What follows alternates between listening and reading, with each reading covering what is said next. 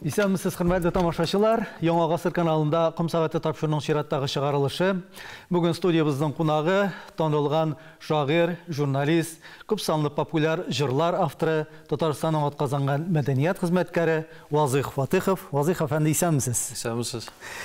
Вазыйх әфәнде, менә сезнең шундый әңгәмәләрегездән минем күңелемдә бер җөмлә истә калды. Минем İcatта, tормышта iki kanatım var degensiniz. Onun birisi jurnalistika, ikincisi şiiriyet. Bilumşa siz indi bugünkü günde layıklı yolda pensiyada dedik. Mene bu iki kanat eli hamanda şulay birge tibreleme. Şulay bu көңелдән чыккан сүзләр һәм үземнең гамәлләремнән чыккан әйберләр, минем фикерләр. Мен чыннан да бүгенге көндә дә журналистикада ташлаганым юк. Һәм шул вакытта әдәбият белән дә ныклап шөгыльләнәм дип әйтәсем килә. Чөнки журналистика ник ташламыйм? Бүгенге көндә аны каләмне туктатып булмый. Ул күңел халаты бит инде. Каләмне туктатып булмый, язасы килә, үзеңнең мәкаләләреңне күрәсе килә, нәрсәдер җиткерәсе килә. Урамга чыгасың, һәм башка җирдә буласың, кешеләр белән аралашасың. Күңел уйлап куя, нишләп мин моны язмаска тиеш? Бәлки кемдер колак салыр, кемдер бу fikirge uylap koyup fikir turunda deyip. Men нәрсәдер файда эшләмәмме бу язмамны дип. Менә шуңа күрә төрле журналларда, газеталарда бу минем илемтән үзгәнем юк. Икенче яктан инде минем әдәбият инде ул күңел халәтем. Мин тәүлекнең төрле сәгатендә, төрле вакытында, төрле темага, бигрәк тә авыл җирлегендә яшәгәндә, авыл темаларына бик рәхәтләнеп, иркенләп иҗат итәм бүгенге көндә. Менә авыл дигәннән сез инде авыл егете Балашак yıllarda okugan şırlarda makaleler, şiirler yazıp, onlarını rayon gazetelerinde, respublika basmalarında çıkarıp yaşayan, üsken, icat etken yaştan kişi bulsağızda hiyalığız agronom bulgan. Şındırktan da dürüst. Agronom. Benim şul nisbetten bir sorum var. Bizim bit avul hujalığı tarmağında işlep de şair bulup, edip bulup gitken yazıcılarımız var. Şulay bit. Mesela Enes İshakov, Garibcan Muhammedçin şair, İldus Abay Gılajev, Aznakay'dan. Mene şu yol şunday sokmakını da söylep bulmagan bulur idim iken. Avul hujalığında da kalıp hem edebiyatta da değil. Eğer de mümkünlük bulsa, kiri koysam. Мен бу теләгемнән бәлкем кирдә калмаган булыр идем, бу теләгемнән китмәгән дә булыр идем. Чөнки ул вакытта журналистика булып, инде мәкаләләр язгач, мәктәп елларында бик күп яздым, Яшьлинчегә да яздым, мин башка балалар газеталар, журналларына да яздым, район газетасына бик күп яздым инде. Инде шул каләм булгач кулда. Аннан соң мине менә бурып җибәрде. Мин инде агроном гадип авыл хуҗалыгына бөтен документларны кулга алып чыгып киткән кеше. Һәм юлда туктатты мине Кадир Сибгатуллин. Кадир абый ул вакытта безнең редакциядә эшли иде. Һәм без аның белән бик яхшы элемтә тора иде мәктәп елларында. Кадир абый миңа әйтте: "Син журналист, энем. Син журналистикага барырга тиеш" диде. Тагы өстәп кайтты Рахман Галимович Шафигуллин дигән безнең журналист, Чаллы телевизиясендә эшләде бит инде ул. Ул кайткан булган Ленинградта мәктәптә укыганда, югары мәктәптә укыганда, кайткан булганда, кеше нишли? Журналист кеше кирәк тә бит инде газет карый. Район газетларын караганда, минем һәр бер номерда материал чыгып барган, язмалар чыгып барган. Бу чакырып алды да минем күршедә тора. Вазыйх, бер кайда бармыйсың журналистикага? Менә берсенә берсе өстәлде дә мин авыл хуҗалыгына чыгып киткән җирдә әнигә әйтмичә, әбигә әйтмичә, университетка барып кер, университетта документны калдырып кайткан кеше. Шулайда әле бит балык бистәсендә Баш мөхәррир газетада эшләгән елларыгызда ялышмасагыз, берничә ел авыл хуҗалыгы юнәлеше буенча эшләп алгансыз. Шул булдымы, юкмы? Бу тәҗрибә нәрсә белән бәйле булды бу? Бу тәҗрибә бәйле булды. Мин эшләдем урынбасары булып, район башлыгының урынбасары. Ничек килеп чыкты? Бер округка депутат үткәрә алмыйлар. Әгәр дә 3 тапкыр үтмәсә депутат, бу округ буш кала. Шуннан мине чакырып алды да, район җитәкчесе, син ди үтеп кара шул округка. Без 6 кеше кирдек, альтернативный бу округка тагы. Кирдек тә, мин үттем. Үттем дә сессия бара, сессиядә урынбасар кирәк. Тоттар да тәкъдим иттеләр. Һәм шул хуттан мин шул сәбәпле тавыш бирделәр дә бөтен депутатлар. Мин урынбасар булып киттем. Һәм бу урында эшләдем 6 елдан артык. 6 елдан артык. Һәм Тағы бір шундай очрак булды. Редактор китте, редактор орнына кеше таба алмыйлар. Ә мин кірдім дә жетекші, мин журналист, бұлай қалдырмайық, йөрәк жана бит инде. Үзем шул мәсьәләдә шушы сорауга җавап бирүче кеше бит мин, администрациядә, хакимияттә утырганда. Мен әйтәм, ничек итеп булай итеп калдырып була инде? Мин барам, мин ташламыйм, сезне дә һәм шул вакытта газета бит инде ул чыннан да уң кулы итәкчелекнең. Шулай. Халык белән ике арадагы элемтәне ныгыта торган. Мин әйттем, мин эшлим, күңелемне биреп эшлим һәм сезгә ныклы, ышанычлы, нәкъ бүгенге көндәгедә ярдәмче булырмын. Ул уйлап торды, 3 ай уйлады. Җитәкчебез һәм 3 айдан соң әйтте. Чыннан да син уйладым мин, бар шунда, чөнки безгә кирәк дигән сүз чыкты. Бер язмагыздагы бер цитатаны китерәсем килә. Эдән булугына аз әле, кеше булуда кирәк. Менә бүгенге җәмгыятьтә, бүгенге чынбарлык, бүгенге тормышта кеше булып калу, кеше булып яшәү дип әйтәк, әйеме? Ул ни дәрәҗәдә катлаулымы ул, юкмы менә? Ничек сизәсез аны? Катлаулы. Бу бик катлаулы әйбер. Чөнки кеше дигән сүзгә бит инде менә изге күңел, ярдәмчеллек булу, караш, михрибанлык, караш. Менә кешегә ничек карыйсың син дөньяга карашың? Менә шул вакытта гына кешелеклек сыйфатлары синдә. Кешелеклек сыйфатлары булырга тиеш инде ул. Әлбәттә. Кешелекләр сыйфатларын булмый икән. Менә бу сорауга килгәндә, чыннан да кеше яшәргә тиеш.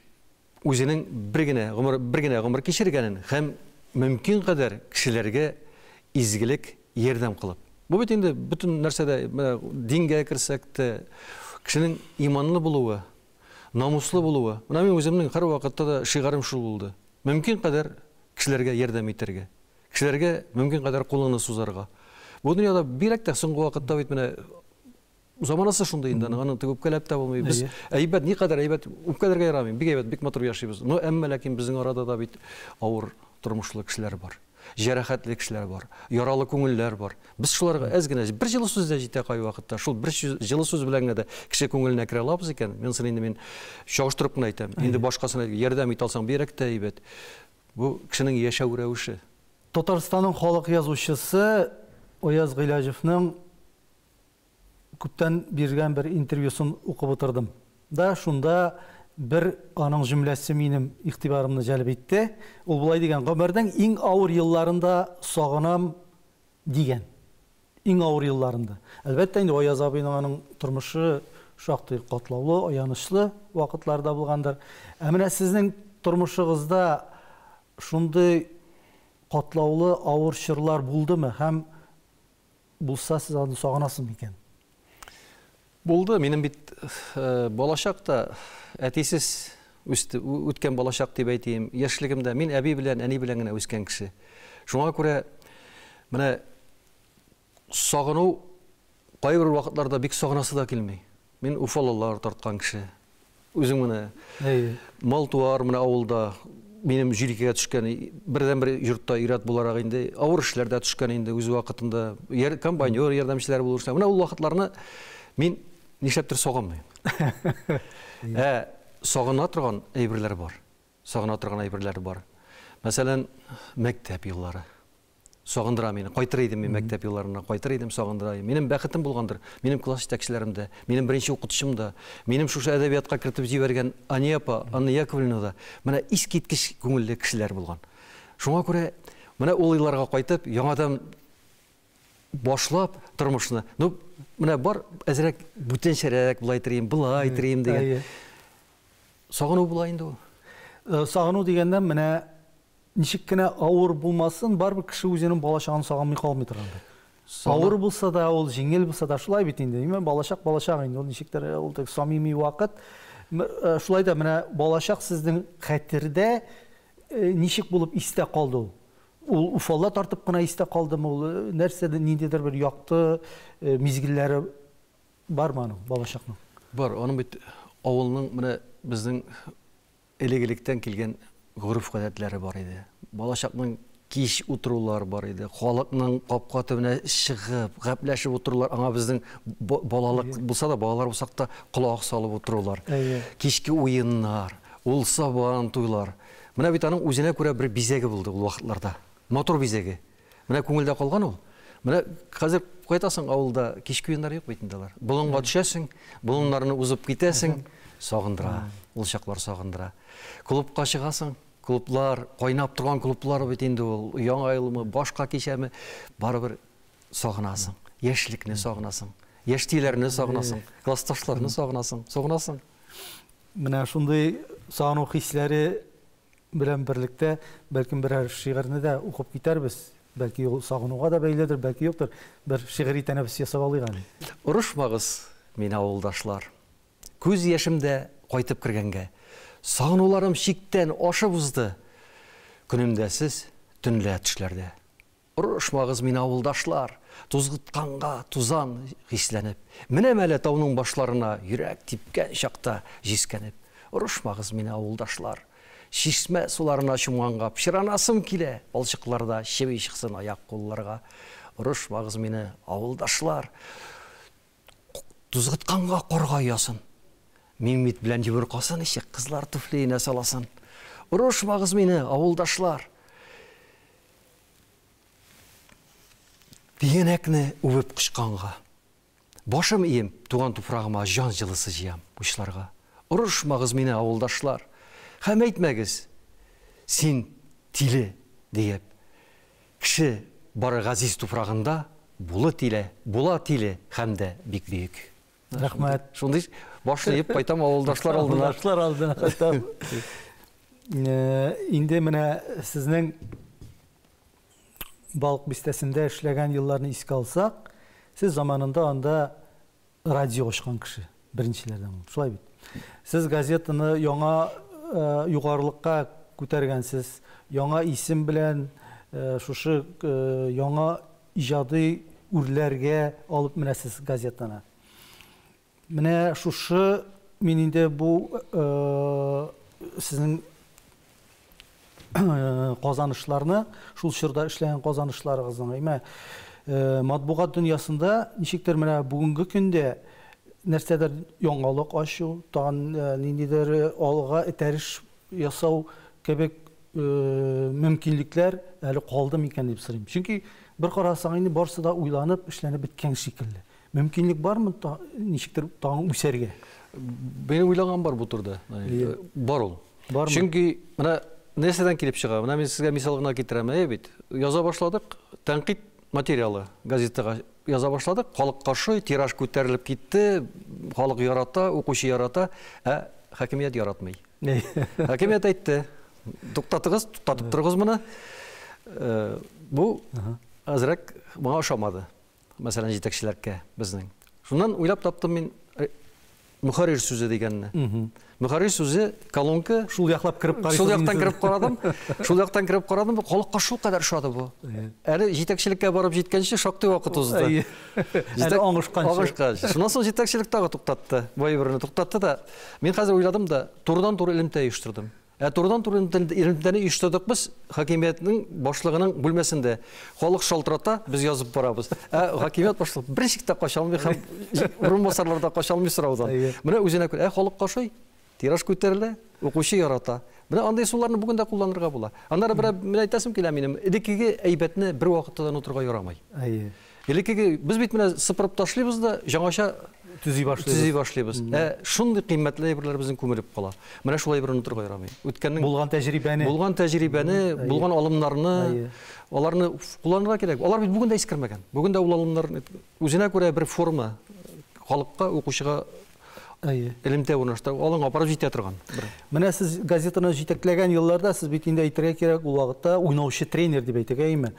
Үзегез җитәкче дә, үзегез актив язучы, журналист та. Менә ике вазифаны әйтергә кирәк бергә алып бару. Менә сезнең шушындый җитәкче булуыгызны коллектив ничек кабул итте? Чөнки сез бит инде коры, ниндидер күрсәтмәләр биреп утыручы гына кеше түгел.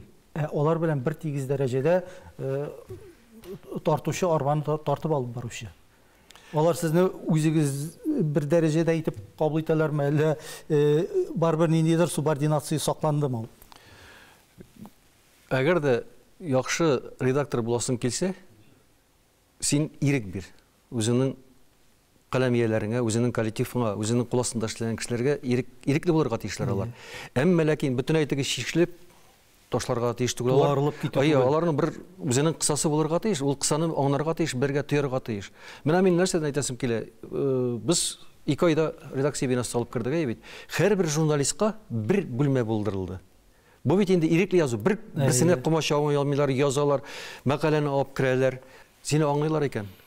Сине саныйлар икән. Ул инде бәхет. Җитәкче шулай булырга тиеш. Редактор әгәр дә бер аңлашып, кычкырып кына булмый бит. Мин иң кычкырган кеше, иң көчсез кеше дим аны. Менә шуңа күрә андай принцип миндә булмады. Көч белән кемнедер тәртәгә кертү, ирекле, аңлашып эшләү. Монысы минем төп принцип иде менә үземнең эш вакытында. Менә балык бистәсе бит инде ул безнең татар җәмәгатьчелегенә, татар дөньясына зур шәхесләр биргән төбәкләрнең берсе. Язучылар да, театр артистлары да, шагыйрьләр дә. Менә шагыйрьләр дигәннән инде сез атап киттегез. Кадир Сибгатуллинны сез инде аны үзегезнең остазыгыз итеп кабул итәсез, шулай бит. Әйтегез әле, менә иҗат кешесе буларак, шагыйрь буларак остазымны кабатламаммы, ничектер аңа аваздаш булып, аның күләгәсендә иҗатым калмасмы дигән менә шундый ниндидер борчулар булмадымы? Гадәттә бит остазга ошарга тырышасың бит инде, шулай бит, үрнәк алырга тырышасың. Мине бу әйбер әле дә куркыта әле. Чөнки Кадир абый бик шагыйрь санарым. Мен бик шагыйрь дип әйтер идем. Искиткеч шагыйрь бит ул. Аны кабатлыйсы килгән, аның авазын яңратасы, аның кайтаваз буларак менә күңелдә яңратасы килгән вакытлар булды, ләкин кабатларга ярамый. Аның шикелле язып та булмый. Шулай. Менә кай вакытта уйлыйсың да кабатланып китә дә, аның шикелле теге көчле буласы килә, кудрәтле буласы килә. Язасың, аннары юк Кадир абыйга йөргәнмен дисең. Минем яктан мин бәхетле, беләсезме, ни өчен бәхетле мин? Мин укыганда да шәхесләр белән укыдым. Галимҗан Гыйльманов, Рәүф Гыйззатуллин, Фәиз Зөлкәрләйләр белән бер бүлмәдә тордык без. Нәккәш безнең бүлмәдә торды. Менә ансы булды. Аннан соң вакытлар узгач, Хәлим Җәләлов белән, безнең якташыбыз, Шәүкәт абый белән, Нияз Акмал белән бик дус яшәдем мин. Менә алар һәрберсе аларның иҗатын өйрәнү, аларның дус булгач бит инде иҗатына иң беренче якынаясың. Иҗатын карыйсың, шуннан дуслык башлана. Менә шуңа күрә минем иҗатта бер генә линия түгелдер дип уйлыйм мин. Кабатлаулар юктыр да, чөнки менә күп шәхесләр белән аралашырга туры килде. Күп кызыксынырга туры килде. Инде син әгәр дә шагыйрь икән, шигърият белән таныш булырга тиешсең. Яш буын белән дә, бүгенге буын белән дә, үткәннәр белән дә шул очракта гына үз юлыңны табасың. Иҗат дигәндә менә сезнең хакта хис һәм фәлсәфә шагыйре диләр. Сез үзегез килешәсезме моның белән? Килешәм, лирик шагыйрь буларак та сүзем килә мин. Чөнки мин авылда яшәүче, менә санап киттек бит авылда яшәгән шагыйрьләрнең. Шуңа күрә менә бу хис, лирика, мин көндәлек очрашып торам авылда. Мин бака туенда да булам, мин сандугачлар сайравында ишетеп торам бит инде, бакчага чыксам башка, менә гел табигатьтә мин үзем. Җәйби үзем дә табигатьтә мин, урманда, болыннарда, ниләрдә йөрим. Хәзер дә шулай. Менә монысы үзеннән үзе лирикага тарта хисләндерә кешене. Инде замана, бүгенге замана, үзеннән үзе син сүзеңне әйтергә тиеш шагыйрь буларак. Ул монысы инде фәлсәфәгә алып керә. Минем анда ябилар күп булды. Ой, буыннар алышынып тора, замана менә чырлар алышынып тора, проблемалар күреп торабыз. Бер көнне менә ковид дип әйттек, авырулар бит инде. Бүгенге көндә менә үзегез күрәсез, икенче афәт дөнья тормышта бара. Менә шуңа күрә шагыйрь үзенең сүзен әйтмәсә, үзенең фәлсәфәсен укучыга җиткермәсә, ул шагыйрь булмас иде. Шуңа күрә фәлсәфәләр туып тора. Мин әйтмим үземне теге гел фәлсәфә яза торган шагыйрь дип. Минем основном туган авыл темы, мәхәббәт темасы, әни темасы бик күп ярылып ята минем нидә китапларда. Менә хис, лирика көчлерәк дип уйлыйм үземдә. Без менә шундый тапталган булса да инде еш бирелә торган сорауларның берсе, менә шагыйрь буларак сез бүгенге көндә үзегезнең миссиягызны дип әйтик, ролегезне нәрсәдә күрәсез? Мин бик сөенәм, менә беренчедән үземнең иҗатымны күрсәтә алдым. Минем үземнең укучым бар. Монысы беренчедән. Икенчедән, менә минем арттан ияреп киткән минем үземнең шәкертләрем бар. Бик сөендерә ул мине. Менә бүгенге көндә дә кич белән, ул иртә белән, ул мәктәп укучыларча Вазыйх абый менә бу әйберне ярдәм итә. Мин аларга үземнең киңәшне бирәм. Менә бу шагыйрьлекнең, шагыйрлык үземнең инде бик шагыйрь санамын мин үземне. Уртакул шагыйрь, мәсәлән, мин үземчә шулай фикерлим инде. Әмма ләкин менә шул шагыйрь сүзе бу мине җилкетеп тора. Беренчедән җилкетеп тора каләмгә. Шагыйрлык, икенчедән менә бу яшь буынга ничек тә аларны барлау юк бит. Менә кызганыч, авылда, мәктәпләрдә бар татар укучысы, бик көчле татар укучылары, алар канатландыра. Әмма ләкин шигырь дәрәҗәсенә югары, биеклек дәрәҗәсенә алар җитеп бетмәй. Менә шул вакытта шундый талантлар да югалып калалар. Менә мин ни өчен чыктым? Кадир абый минем һәрбер шигырьгә бәяне куеп барды. Үсендереп барды. Менә үсендереп барды. Менә шулай берен кабатлыйсы килә минем. Минем дә Кадир абый шикелле устаз, бик яхшы устаз буласы килә. Берсен Ходай, сезнең ялгышмасам 400-гә якын шигырегезгә көй язылган. Бу инде менә кыру статистика дип әйтик, әйеме? Менә бу статистика артында нәрсә ята? Бу сезнең җырларыгыз даими рәвештә, менә бүгенге көндә яңгырап торган җырларыгыз ни дәрәҗәдә сез бит инде бар, тыңлыйсыз, радиоларны, телевидениене карый торгансыздар. Ни дәрәҗәдә алар яңгырап тора һәм үзегезнең кайсы әйтергә кирәк, мәсәлән, җырыгызны, ничектер менә Вазыйх Фатыйховны ул менә публикага, халыкка чыгарды дип әйтә торган җыр бармы? Бар. Мен менә соңгы вакытта мин яшеннәр сызганы юл. Бу гимн шикелле, тормышның гимны шикелле җыр. Искиткечтәге әйтәләр бит, булырга тиеш менә композитор, җырчы, шагыйрьнең берлеге. Менә шулай бер килеп чыкты безнең. Композитор да бик көчле. Рөстәм Закиров җырлый. Менә аны әйтәләр, даже әйтик шагыйрьләр, менә үземнең коллегалар, каләм тотучылар кай вакытта әйтәләр, басып китәм тоймыйча шул җырны тыңлап дип. Менә мин үзем дә шул кадәр бүгенге көндә иң яраткан җырларымның берсе. Әмма мине тагы бер таныткан җыры бар, менә Соңгы кыңгырау. Әрдә алдым инде мин аңа, сүгеләрдә алдым инде. Әмма ләкин аның күбрәк нидә булды, рәхмәтләре дә булды. Менә ул җырның артыннан дип әйтәм. 300-гә якын хат алдым мин аннан. И менә шул җырның темасында образлары, геройлары бик күп икән безнең тормышта. Менә шуңа күрә рәхмәт сүзләре дә ишетәсең. Менә ул җыр кирип калды Соңгы кыңгырау хәзергә кадәр ничә еллар дәвамында бара бит инде ул. Җырлар күп. Җырчылар да бик күп җырлар. Бүгенге көндә менә без яңа 2 композитор белән таныштым мин. Бер ай эчендә 20-дән артык җыр яздык без.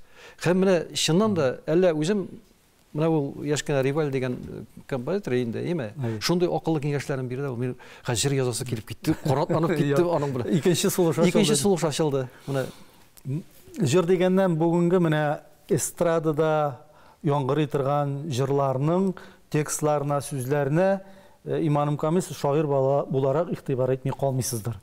Менә үзегезне укытучы итеп хис итегез дә, бүгенге эстрадада язылган, яңгыраган текстларга, шигырьләргә сез нинди билге куяр идегез? Мен дөресен әйтәм, минем күңелдә җан даранҗи. Радионы ачасың, телевидениене ачасың. Алар бит инде кайберләре акчага бәйләнгән, мәҗбүридән мәҗбүри телевидение күрсәтергә тиеш була, радио яңгыратырга тиеш була, бит. Әмма ләкин анда 3 нота һәм 3 сүз. Безнең бит инде яратам, кил. Менә шул сүзләр белән нигездә юк, анда менә кабатлыйлар, 10 мәртәбә кабатлана яратам дигән сүз менә кайбер җырларны тыңлыйсың. Аннан соң мәгънәсез җырлар бик күп. Анда рифма да сакланмый, ритм да сакланмый, анда халыкчанлык та сакланмый ул җырларда. Мин менә чынлап әйтәм, бик күңел рәнҗи, бай вакытта сүндереп куясың, түзә алмыйча. Шул кадәр нигә барып җитә, бу җырны тыңлыйсы килмичә. Бик күп бит. Менә элек бары Хутсавит дигән әйбер. Нишләп бул юк икән бүгенге көндә? Менә бит мин беләм Соңгы кыңгырауны бик авырлык белән уздырдылар беренче вакытында. Узды. Минем менә ул вакытта җырлар гел узып баралар иде, мин сөенә идем. Чөнки Хутсавитның булганы. Бүгенге көндә ничек инде шундый мәгънә интим, әллә инде җырлар җырлана бит. Ул тәрбия мәсьәләсендә бик каты какшата бит кешенең иманын да, күңелен дә. Ягъни тамашачы аларды инде үлги итеп кабул итә башлый, үрнәк итеп менә шушындый булырга тиеш икән дигән фикер туарга мөмкиндер минемчә тамашачыга да. Ягъни без аның зәвыгын шуның белән тәрбияләп, түбән зәвыклы тамашачы тәрбиялибез булып чыгамы? Бу сүзләрдә хаклык бар. Хаклык бар. Чөнки тамашачының да кай вакытта бәлки менә кирәк, мин әйтмим, кирәкмәс дип әйтмим. Ул булырга тиеш, мәсәлән, айрым аудиторияларда. Айрым аудиториялар булырга тиеш, ул җырларны тыңлаучының үз тамашачы булырга тиеш. Мәсәлән, мин кирип утырам, мин киләм 12 залына, бит инде мин тыңларга киләм, матур җырлар тыңларга киләм. Анда бар алларга чыгып сикереп, биеп, җырга кушылып йөрүчеләр. Бар шундый әдәпле, тыңлаучылар әдәпле җыр тыңларга ишетергә килгәннәр. Менә шуңа күрә бу әйберне барыбер тәртипкә салырга кирәктер аны. Менә без әйтәбез, шигъриятне ул безнең әдәбиятның анасы дип әйтәләр инде. Менә әлеге нисбәттән язучы Айдар Хәлимнең шундый бер фикере бар. Чын шагыйрь ул барлык жанрларда да эшли ала. Ягъни мөмкинлеге бар дигән мәгънәдә. Сезнең үзегезнең менә әдәбиятның башка жанрларында эшләп карарга теләгегез, мөмкинлегегез иҗат дәвамында булдымы, юкмы? Булды, хәзер дә бар. Минем басылган һәм язылган хикәяләр дә бар. Мин менә әйтеп киттем сезгә, Шәүкәт Абыйгалиев белән бик дустана мөнәсәбәттә яшәдек. Мин иң беренче аңа күрсәттем әйберләрне. Энем, буларны бастырырга кирәк. Аннары ул минем фикерләрне тыңлады. Бу әйберләрне беркемгә дә әйтә күрмә. Син моны үзең яз дип. Шул колакта шыңлап калган, шуның әйткән киңәшләре. Бүгенге көндә шактый гына хикәяләр, менә әле ничек китап итеп чыгарыргамы, бастырып барыргамы. Кисәк кенә менә гүл, минем шигырь китаплары шулай чыкты, күбесе. Кисәк кенә чыгарасың да, үзеңә дә кызык, рәхәт булып китә. Менә шулай иттереп bir 15 хикәяне бергә җыйнап, кемгәдер менә проза кешесендә бик яхшы торган кешегә күрсәтеп, мин аны әкренгә күрсәтеп барам, уңай җаваплар алып киләм меңенче. Шуңа күрә бу әйберне мин күптән хыялланам инде. Ул прозага Айдар абыйның сүзләре бик хаганың. Һәрбер Айдар абый ялгышмаган. Айдар абый ялгышмас. Сезгә карата да ялгышмаган. Айдар абый ялгышмас. Менә бу прозада минем дә үземне сынап карыйсым килә. Сүз дә юк. Вазыйх әфәнде әйтегез, менә бүгенге көндә әдәбият, сәнгать, бүгенге тормыш, вазгыять турында менә шулай иркенләп, фәлсәфи әңгәмәләр корып утыра торган сезнең даирәгез, кешеләрегез бармы?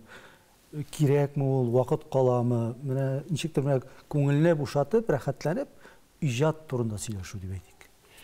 Әгәр дә җитәме ул андый аралашулар, җитәме бүгенге? Ул үзенең түгәрәкәне, үзенең ишегенә дәгенә сыенып яту, бу бер нәрсәгә бернинди калыпларга сыймый. Шуңа күрә мин гомердән менә үземә ниләр таптым, дустара мөнәсәбәттә аралаша торган. Әйтәләр бит, сөйләшә торган, гәпләшә торган кеше үзеннән акыллы булсын дигән бит. Менә шул принциптан чыгып, мин менә гел үземә юлдаш иттем әйтим, кайда барсам да, кем белән сөйләшсәм дә шундый кешеләр миңа очрап торды бәхетемә. Бүгенге көндә дә бар ул. Менә мин бүгенге көндә барып керәм, Вакыйф абый белән Нәзахат апа инде иптәше, аларның өйләренә барып керәм дә, мин 3 сәгатьтә, 4 сәгатьтә утырырга мөмкин. Һәм Вакыйф абыйдан аннан чыккан фикерләрне менә теге төрлесе бар бит аны. Нигә үзеңнең башыңа, үзеңнең күңелеңә сеңдереп барасың. Менә мин кабатладым инде, кабатлау була. Шәүкәт абыйда күпме буладыр идем мин. Фәрид апа белән Шәүкәт абыйда утыру, ул вакытын кызламый, чын остаз, чын акыллы киңәшләрен бирә. Андый кешеләр минем гомер юлымда һәр вакытта да булды. Рәдиф Гаташ белән аралашам мин бүгенге көндә дә. Рәдиф абый бик акыллы киңәшләрен бирә торган кеше. Менә сезнең вакытны туктатып, тукталышта төшеп каласы килгән чакларыгыз юкмы тормышта? Нишләп ул һәркемдә дә бардыр. Һәркемдә дә бардыр. Әз генә әйтәләр, тукталышлар кирәк. Тукталышлар дигән минем шигырьдә бар. Тукталышлар ни өчен кирәк? Төшеп калып бер уйлану өчен. Минем утырган маршрут кая бара? Нинди максаттан бара? Нинди юнәлештә бара? Артта миннән нәрсә кала? Кешегә һәр вакытта да тукталышлар кирәк. Ул тукталышлар ни өчен кирәк? Менә әйтәмеш, үлчәүгә салып, үткәнеңне, киләчәгеңне барлау өчен. Сезнең иҗат ул һәр вакытта сезгә рухи канәгатьлек китерәме? Ни өчен сорыйм? Чөнки тормышта бит үзегез әйтмешли төрле вакытлар, төрле хәлләр була. Күңел төшкән вакытларда була торгандыр. Яшә кай вакытта кирәк өчен эшләргә дә туры килә. Ничек уйлыйсыз? Мин менә социаль сетьләрдә, бик контактта, дөресен әйткәндә, иҗатымны күрсәтеп барырга тырышам. Ну соң вакытларда бик күрсәтмим дә, чөнки плагиатлык китте хәзер. Син куясың, икенче көнне алып башка җирдә җыр чыга. Или шигырың хәтта шул. Фикер бик күп андай әйберләр. Ләкин берәйбер бар. Менә нәрсәдән канәгатьләнә алам мин? Германиядә, чит илләрдә бик күп, безнең Франциядә мәсәлән минем танышларым бар бит. Татарлар алар. Алар минем контактта, дуслыкта бар. Менә алар шигырь көтәләр. Вазы, энем, алар инде үз өлкән буын кешеләр дә, мин инде өлкән буын, алар миннән дә өлкән буын. Авыл турында яз әле, сагыну турында яз әле, туган җир турында яз әле. Менә Олар көтіп тұралар сенің шиғырыңы. Шиғырың шығуға олар енді бұялар лайкта, қоялар, комментарийда язалар, бәйелі берелер, өзіңе сообщение, хабар білен де жіберелер. Міне, шундан қанағатлы боласың. Сен кімге, міне, әлігі де баяғы, кімгедір өзіңнің, ол бейт көңіл қаләті шиғыр. Кімгедір ердем ете аласың екен, кішінің ауыр уақытында. Кішінің, мәселен, тұрмышта бейт нәрсе генә, мөхәббәттә дә айырылу бар, кавышу бар, күрешү бар, шигырьләрдә шул бит инде. Күрешү турында язасың икән, ой, безгә аталып язылгандай. Айырылу турында язган икән, безгә аталып язылгандай. Менә минем бер шигырь ни бар ие, бер шигырь бар ие. Үзем орта тоткач инде шуны күрдем дә, көзгә җиткәч, кышка кергәндә балкортлары ата кортны куып чыгаралар. Бу әрәм тамак, бу ашай, шулдай. Мин шуны карап тордым да, менә миңа кызганыч тыелды инде ата. Мин шигырь яздым. Мен инде ничек инде менә җәй буе эшли бит инде ата. Эшли дә кыш җиткәч, салкын җиткәч куда чыгар инде моны. Мин шигырь яздым. Шигырь яздым да, шигырь басылды район газетында. 2 көндә үтмәде, җылап бер ханым шалтырата. Сен белдең инде, мин аны куып чыгармадым бит. У үзе чыгып китте бит. Үзене итеп кабул иткән. Менә үзене, менә һәр нәрсә һәркем үзен күрә. Үзен күрә шигырьдә, шигъриятта. Һәм ул да канәгатьлек ала. Һәм аның әйткән сүзләреннән, аның рәхмәтләреннән, менә дөрес язылган бит, хак сүзләр бит дигәннән, безнең бит инде максат та шул. Бүгенге татар әдәбиятында шигырь шаукымы хөкем сұра дип әйтсәм ялгыш булмастыр. Яңа яшь шагыйрьләр үсеп чыктылар, шулай бит. Инде ул шигырь өйдәге хәтта үтүктән дә яңгыр икән бүгенге көндә. Телевидениегә, радиога, сәхнәгә поэзия кайтты. Гадәттә әйтәләр, май ботканы бозмый дип. Бу ишракта менә бу туры килер микән? Тамашачының, укучының, тыңлаучының кире реакциясы китмәс микән артыгы булып дип әйтәм мин кай вакытта? Сайлый белә. Укучы да сайлый белә, тыңлаучы да сайлый белә. Менә мин үземнең карыйм, яшьләргә минем шәкертләр дә аңа сөенәм инде. Шундый яңа алым белән килеп керделәр алар. Шул кадәр матур шигырьләр яза. Аны укыйсы килеп тора.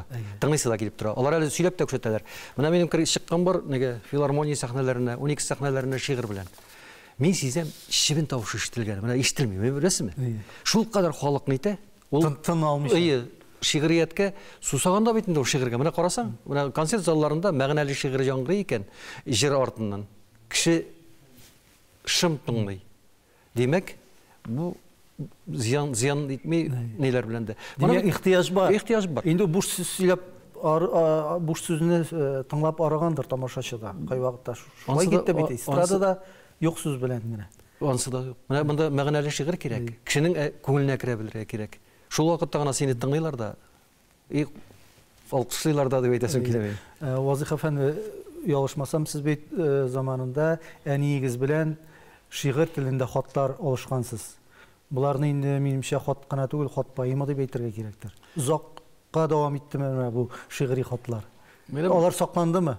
Менә минем шигърияткә кирип китүдә дә бит инде дөресен әйткәндә әнием сәбәпчедер дип уйлыйм мин. Чөнки мәктәпкә барганчы ук әни миңа шигырьнең нәрсә икәнен аңлатып, ритм, менә беренче вакытта шул бит инде, ритмың булса, ритмың булса, шигырь язасың. Ул тема бирәдер иде миңа, мин яза идем. Яшьничига җибәрәдем. Мәктәп елларында көчәйеп тә китте инде ул әнинең. Аннан соң инде студент еллары башлангач, мин мәктәп елларында әле Кышбабайга менеп шигырьләр укып чыга идем. Әниләрдән яшереп кенә конфет апчадыр идем, ничадыр идем шигырь укып, үземнең шигырьләрне. Менә студент елларында без хат алышасың бит. Ул вакытта хат йөри. Телефоннары юк, ниләре юк, хат арада йөри. Әни һәр вакытта да шигырь юлында яза иде хатларын. Исәмме улым, аннан китә инде шигырь белән. Ул шул кадәр нитә, җылата да, күзлендә яшьләндерә бит инде ул. Сагыну бар инде ул вакытларда бит кайтулар көндә түгел, атна белән түгел. Шундый нәрсә. Мин дә шулай бергә күчтем. Мин дә шигырьләр язам. Менә әни җыеп барган шуларны. Әмин, ваемсыз әнинең шигырьләрен җыймаган. Бар алам, берничә шигырь саклана миндә хәзер дә. Ул инде истәлек булып саклана торган әйберләр. Әни турында сүз чыккан икән, берәр шигырьне укып китәрбез бәлки. Күч җитмәгәч җиргә ябышып тарттык. Сынып очты тәртә башлары. Йөкләр белән бергә чүмәкләндек. Безнең тормыш шулай башланды. Миңа 3 яшь иде. Иртәнге 3. Әнкәй белән йөрдек үләнгә. Ул утыртып йөрде Уфаллага, яклар көчәйтеп күргәнгә. Шалгы шыңы, пишән кыштырдавы, бишек җыры булды җаныма. Хәле беткән чагында да әнкәй. алып сөйәр иде қолына. Үрләре менеп, үрләр төшкән чакта, авыл өсте учтыкка сыйганда, әнкәй һәрчак нидер укый иде. Бар учларын төбәп җиһанга. Агым сулар кебек, еллар үткән, уфаллалар ингән туфракка, бәгырьләрдән китмей йокытамы, калсалар да еллар еракта. Машинада икәү, әнкәй дә без үткән еллар уйлап барабыз. Ур өстенә менгәч, дуга кылдык, кабул булсын күңел дугабыз. Вазыйх әфәнде, менә без инде балачак турында да сөйләштек, мәктәп елларында искә алдык. Сез бит әле бала дигәндә, балалар язучысы да, балалар шигърияте дә сезгә якын, таныш. Бүгенге көндә менә балалар иҗаты, балалар шигыре ул нинди формада, нинди эчтәлектә дип әйтергә кирәк. Чөнки заман үзгәрү белән балалар да бит үзгәреп торалар. Алар теге бездән күбрәк белә кай вакытта, кайбер мәсьәләләрдә, темаларында. Алар артыннан ияреп өлгереп буламы, юкмы? Моның бер кызыклы факторы бар, сәбәбе дип әйтим, ысулы бар. Менә беренче китаплар, мен Патша Кырмыска дигән китап чыкты, 5000 тираж белән битте. Хәзер юк ул, үземдә дә шул берәү генә калган бит. Бу китап язылды. Кызым белән улымны гамәлләрен күреп, шөгыльләрен күреп, аларның сүзләрен ишетеп, шулай килеп чыкты. Икенче менә китап яздым, балалар китабы басылып чыкты. Ул оныкларны күреп язылган китап. Оныклардан ишеткән дөрес, заман үзгәрә, аның бит сөйләшүләре дә үзгәрә, балаларның да. Шуңа күрә аларны күргәч, аларга якынрак килү. Ул бит инде минем оныкка ошый икән, минем балаларга ошый икән, мәсәлән, шигырь. Ул бит инде икенче шит, күрше малаена да ошый, күрше кызына да ошый, күрше оныгына да ошый дигән сүз. Шуңа күрә менә ул телисеңме, теләмисеңме, мәҗбүри заманага ияргә тиеш буласың. Шагыйрь күңеле белән. Шулай да менә балалар шигырь ул нинди булырга тиеш? Мәсәлән, ул баланың бит инде күңелен күрү, көлдерү, күңелен ачуга гына кайтып калырга тиеш түгелдер. Юк, тәрбияви булырга тиеш. Минем принципта шулай. Аннан бала сабак алырга тиеш. Менә булай эшләргә ярамый дип әйтергә тиеш, укып торгач. Менә булай эшләргә кирәк икән. Безне бит Ленин бабай вакытында әйттек бит, укырга аларга ярдәм ит, кичкәләрне кимсетмә дигән син. Үзенә күрә бер нигә шигырь бар иде шундый. Менә без шундый буында үскән кешеләр. Менә шуңа күрә хәзерге буынга да син менә эшләргә тиеш түгел дигәнне күрсәтергә кирәк кора белән. Ул чыннан да карап, ой, кирәк түгел дип әйтә торган җавап алырга үзенең укыганнан соң. Инде монысын, ой, менә булай эшләргә кирәк икән. Чыннан да бит менә без шундый булырга тиеш дигән, әгәр дә фикер туралы туса баланың башында, бу синең шигырең максатыңа барып җиткән дигән сүз инде. Шуңа күрә менә шул максатны күздә тотып язган, мин язганда да. Менә балалар тәрбия дигәннән сез аны үзегез дә сизеп торасыз, күреп торасыз. Бигрәк тә авыл район җирендә яшәгәнчән, миңа да авылга еш кайтып йөргә туры килә һәм мин дә күрәм, ишетәм. Бүген хәтта авыл балалары да бер-берсе белән русча сөйләшә, русча аралаша. Менә бу проблеманың башлангычы, сәбәбе нәрсәгә барып тоташа икән дип уйлыйсыз? Һәм бу хәлне уңайыкка үзгәртә алабызмы инде, юкмы? Инде бу урысча сөйләшә торган авылдагы буын 10-15 елдан соң безнең авылларыбызда инде татар телендә онытылмас микән дигән менә шундый фикер бар. Моның бер ягы бар. Әгәр дә гаиләдә татарча сөйләшәсең икән, менә минем 4 оныгым бар бит. Алар 4се дә минем белән татарча гына сөйләшә. Чөнки мин алар белән урысча сөйләшмим. Безгә килсә дә һәм әниләренә, әтиләренә әйтәм мин өйдә булдырылган кадәр татарча. Чөнки русча мөхит, урысча сөйләшү мөхите балалар бакчасында да бар. Ул мәктәптә дә бар. Бүгенге көндә нәрсәдән күбрәк менә бу телефоннардан Сәбәбе аннан килеп керә ул. Карай мультфильмны, менә минем онук инде татарча бик әйбәт сөйләшә, ул бик әйбәт җырлый да, нитә дә. Шуны карый да, мультфильмны карый да, и узак та үтми минем җанга килеп шушы рус теленә күчә ул. Үзе дә тоймый ул аны. Бу кешенең, баланың ничектер менә кирип китүе шушы урыс мөхитенә дип әйтик, рус теленә кирип китүе. Әмма ләкин менә хит нәрсә генә булмасын, өйдә татарча дип басым ясап әйтәсең икән, баланы ул аңларга тиеш, ул сөйләшергә тиеш, ул яза белергә тиеш. Менә кайталар Казанда бит инде, ике нык Казанда, алар кайталар. Мин телефоннан сөйләшкәндә дә, алар белән өйгә килеп кергәндә дә бер урыс сүзе кыстырмаска тырышам. Кайберләрне әйтәләр, бабай аңламыйм бит бу сүзне. тәрҗемә итеп бирәм. Икенче вакытта ул ул сорауны бирми. Ягъни шәхси мисал, шәхси үрнәк. Беренче чиратта. Беренче чиратта шулай. Шулай да менә бүгенге көндә балаларны тәрбияләүдә, яшь буынны тәрбияләүдә кичектергесез нинди гамәлләр эшләргә кирәк безгә? Бармы андый менә бүген менә без моны эшләргә тиеш дигән. Ни өчен генә әйтәм? Бер көнне менә шулай бассейн киенеп чишенү бүлмәсендә yüzүдән соң, анда инде олылар да, балалар да йөри, ике малай сөйләшәләр, 8-10 яшьлек, җөмлә сайын сүгенәләр. Мин балаларга кисәтү ясадым. Мен әйтәм, сез нишләп булай әйтәм, сүгенеп сөйләшәсез әле? Кем өйрәтте сезне булай сөйләшергә?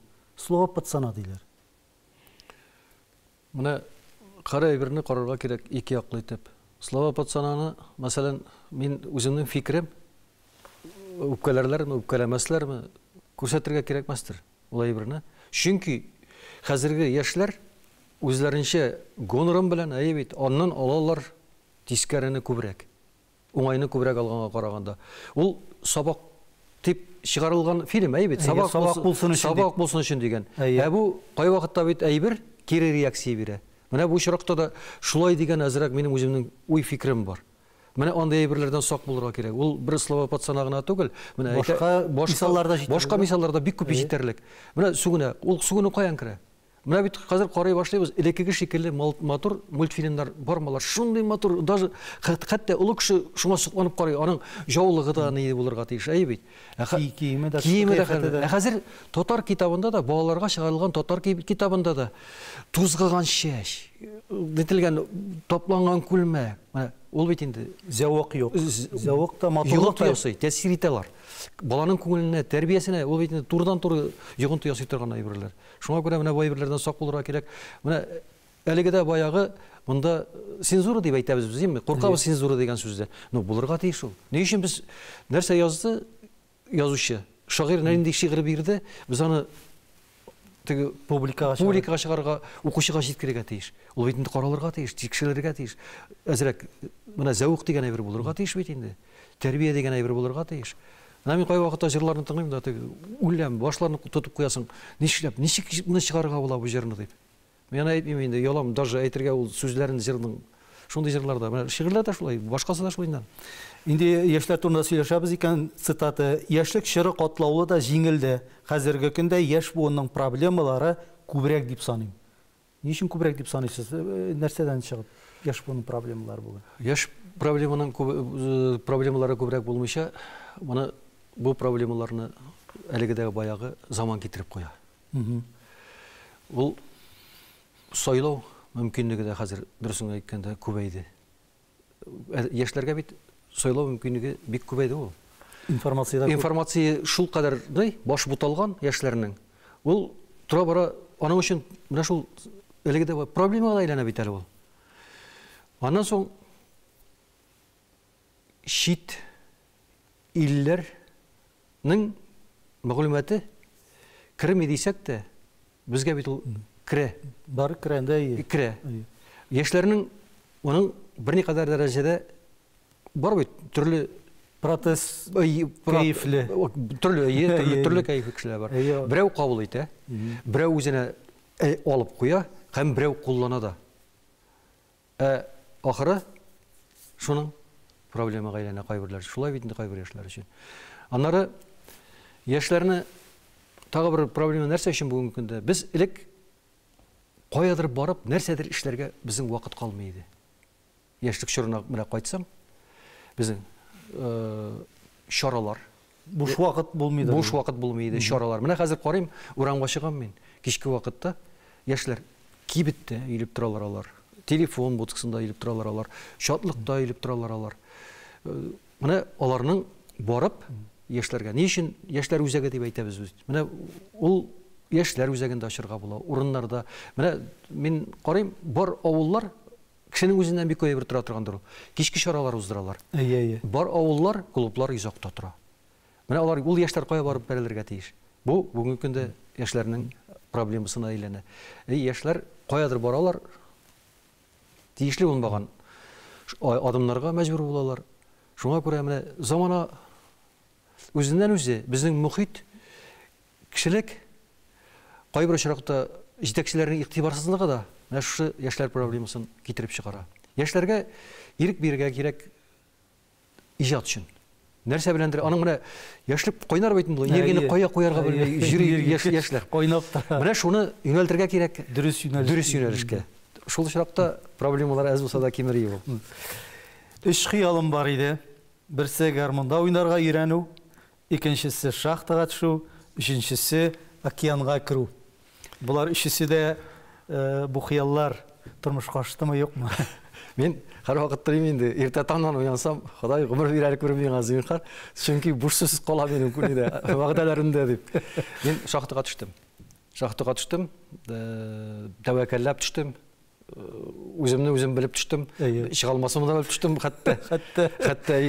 Бунда калуым бар дигән фикер белән. Чөнки кисәттеләр башта ук төшкәндә. Сараны бердән-бер храмит чыгара торган завод ул Сараны поселогында, анда 70% татарлар, шунысыны мен анда булдым. Менә шул шахтада төштем һәм зөбәрҗәтләргә хәтләнмәдем мин шахтадан. Безнең бунда хәзер әйтергә ярый торганда инде. Ул зөбәрҗәт белән берәү байды машиналар алды. Ә мин дусларга төштем зөбәрҗәтне. Менә бу шахтага төшү хыялым минем тормышка ашты. 6 горизонт 360 җир астына төшеп, 6 горизонт үтеп, яңгыры чыгы белән җөреп, рәхәтләнеп, күңелем нитеп кайтты, канатланып кайтты. Гармонга дигәндә, гармонда минем Ильяс абый дигән бик якын туганым бар. Үзләре уйный торган кеше инде. Менә шул өйрәтә башлады. Ярты өзелеп калды, мәрхүм китеп барды үзе дә сизмәстән кинәттән генә. Әмма ләкин бу әйбер менә җыллар тынычланып, имин булып, иҗат кичәмне әгәр дә үткәрергә уйласам, иң беренче сәхнәгә гармонда чыгарга булса төп максатым. Океан дигәндә менә бер бүлмәдә тордык без Лена Перес дигән малай белән, ул кайтып йөри монда Казанга. Менә бер ел элек очраштык без аның белән бер ай торып китте. Гавананың шәһәренең меры булып эшләгән Иксазов, Ангола сугышында булган, ну шәп теге дус малай инде, аралашабыз дитәбез. Ул 2 мәртәбә виза ясады миңа Кубага ул вакытта. Минем мөмкинлек булмады. Менә хәзер бик барасым килә, виза бирсә, аның мөмкинлеге юк. Менә шул Кубага чыгып керәсе килә минем үземнең хыял. Ну, без аның белән бу сөйләштек, әле тормыш бит ул. Әлбәттә. Фасих дигәндә ул фасих тормыш бит әле. Тормышка ашар бәлки. Рәхмәт Вазыйх әфәнде, менә шундый җылы, эчтәлекле әтрәфләнгәнегез өчен. Хыялларыгыз тормышка ашырга язсын. Гомерләр бирсен, сәламәтлек бирсен. Үзегезнең иҗатыгыз белән, җырларыгыз белән озак еллар безнең тамашачыларыбызны сөендереп яшәргә, исән-имин яшәргә язсын. Рәхмәт.